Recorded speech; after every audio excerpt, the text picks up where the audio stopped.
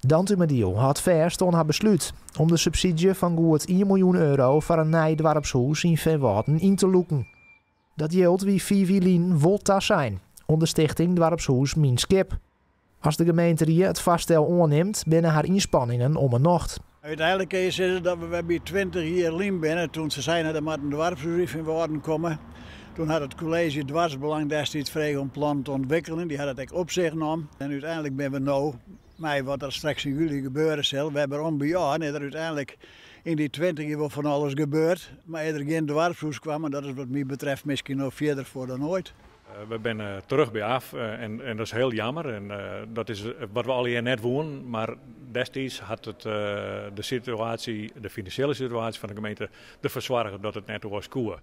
Dus juist nu ook, we met ontvlechten, de oorlog in Oekraïne brengt wat teweeg, prijzen vloeren omheen.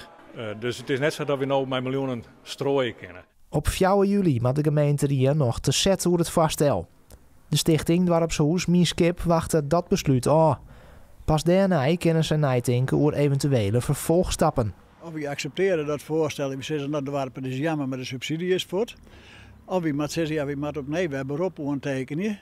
Sinds dit besluit, ja, dan komt er een juridisch werk vervolg, maar dat zullen we je stichting snel naar de rechtsgekomst te beginnen. Veenwouden bloot de komende jaren nog zonder nieuw dorpshuis. Maar zowel de stichting als de gemeente lieten het van hem net los. Krijgt Veenwouden een nieuw dorpshuis? Ja, wat de gemeente betreft willen we dus daar het van meisje om te zien hoe krijgen we toch van wanneer dat er een dorpshuisfunctie steeds maar, hè, want het is in het net meer belangrijk hoe de gebouwen is. Dat kan ik meerdere plakken soms wezen. Nou, wij zorgen kansen met de nijbouw van Squallen. Dat zal in 2024 gerealiseerd worden, maar is de planning. Dus we hopen dat we dan ook voor de dorpshuisfunctie ruimte voelen.